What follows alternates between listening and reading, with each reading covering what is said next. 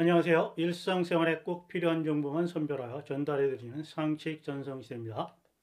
코로나19 사태로 집합금지, 사회적 거리두기 등 제한을 받아 직접적인 피해 대상인 소상공인 자영업자분들에게 피해 보상을 하기 위한 추경이 드디어 통과됐습니다.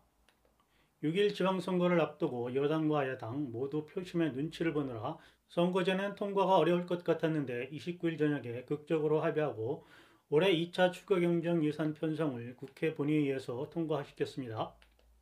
편성 규모가 기존 59조 4천억 원에서 62조 원으로 불어났는데요.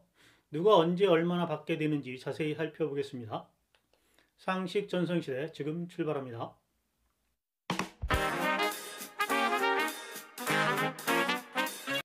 앞서 말씀드렸듯이 29일 밤 여야가 국회 본회의를 열고 신종 코로나 바이러스 감염증으로 피해를 본 소상공인, 기업 약 371만 곳에 600만 원에서 1000만 원의 손실보전금을 지급하는 추가경정 예산안을 처리했습니다. 국회의 추경심의 의결 과정에서 추경 규모는 62조 원으로 정부가 제출한 59조 4천억보다 2조 6천억 원 늘어난 수준으로 역대 최대 규모라고 합니다. 국회 심의 과정에서 지출 규모가 2조 8천억 원 늘어난 데다 정반 단계에서 제시된 구조조정 규모 7조 원이 일부 조정되면서 이루어진 결과라고 합니다. 법에 따른 지방 이전 지출을 제외한 중앙정부의 지출은 36조 4천억 원에서 39조 원으로 늘었다고 하는데 정부는 30일 오전 8시 임시 국무회의를 열고 추경안을 의결할 방침이어서 이르면 30일 당일 오후부터 손실보전금이 지급이 시작될 것으로 보입니다. 집합금지 등으로 직접적인 피해를 보신 소상공인들에게는 좋은 소식이긴 하나 피해 보상이 100% 소급 적용되는 것이 아니라고 하니 아쉬운 부분입니다. 코로나19 피해 보상이 어떤 내용인지 살펴보겠습니다. 우선 국민의힘과 더불어민주당이 2차 추가경정예산 편성 수정안을 국회에 통과한 내용을 보면 손실보전금 지급 대상을 당초 매출액 30억 원 이하였던 정부안보다 대폭 확대해 매출액 50억 원 이하 소상공인 기업으로 정했습니다. 또한 법인 택시와 전세버스 기사에 대한 지원금과 특수고용 프리랜서 문화예술인에 대한 지원금은 기존 정부안 100만 원에서 증액해 각각 300만 원과 200만 원으로 지급하기로 했는데요. 법인 택시와 전세버스 기사는 300만 원, 특수고용 프리랜서 문화인은 200만 원을 받게 되는 것입니다. 소상공인과 자영업자분들이 기대했던 손실보상 소급 적용은 일단 제외됐는데요. 국민의힘 권성동 원내대표는 민주당이 요구하는 걸 대폭 수용했다는 입장이고 더불어민주당 박홍근 원내대표는 자영업자와 소상공인을 비롯한 모든 국민에게 희망을 들어야 한다는 절박한 마음으로 오늘 추경 처리의 대승적 결단을 내렸다고 하는데 국민들이 느끼는 마음도 같을지는 의문입니다.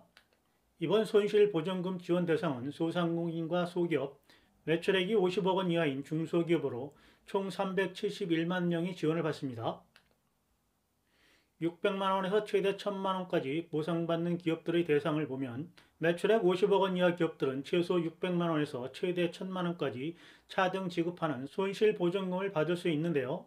당초 정부는 매출액 30억 원 이하인 기업들을 대상으로 손실보전금을 지급할 방침이었습니다. 하지만 국민의힘과 더불어민주당이 기준을 완화해 지급 대상이 371만 곳으로 정부안보다 1만 곳 늘어난 것입니다. 앞서 1, 2차 방역지원금을 받았다면 지급 대상이 되는데요. 여기에 영업시간 제한 등으로 손해를 본 매출액 50억 원 이하인 기업이 새로 추가된 것입니다. 소상공인 자영업자 대상을 보면 소상공인에게 지급되는 손실보상금을 받을 수 있는 대상이 늘었는데요. 매출액 10억 원 이하 소기업에서 매출액 30억 원 이하 중기업까지 확대됐기 때문이고요. 정부안을 그대로 받아들여 손실을 메워주는 보정률은 기존 90%에서 100%로 높이고 하한액도 50만 원에서 100만 원으로 인상됐다고 합니다. 그러니까 지급 대상이 되면 최소 100만 원부터 지급받게 되는 것이죠. 사회적 거리두기 조치로 매출액이 연 40% 이상 감소한 여행업, 항공 운송업, 공연 전시업, 스포츠 시설 운영업, 예식장업 등 약 50개 업종은 손실보전금을 최소 700만 원 이상 지원받는다고 합니다. 대리기사, 보험설계사, 방과 후 강사 등 특수 형태 근로 종사자와 프리랜서 70만 명에게는 200만 원의 긴급 고용 안정 지원금이 지급됩니다.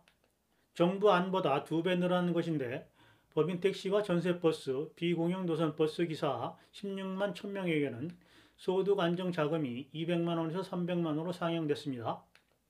저소득 예술인을 위한 활동 지원금도 100만 원에서 200만 원으로 늘어 3만 명이 지급받게 되었습니다.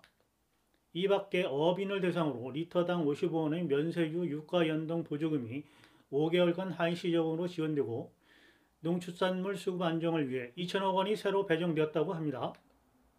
또한 2조 5천억 원 상당의 지역사랑 상품권을 추가로 발행하기 위해 1천억 원이 더 투입되고 코로나19 진단검사비, 사망자 장례비 등 방역 예산과 소상공인의 잠재부실 채권을 사들여 채무조정을 위한 정부 예산도 늘렸다고 합니다.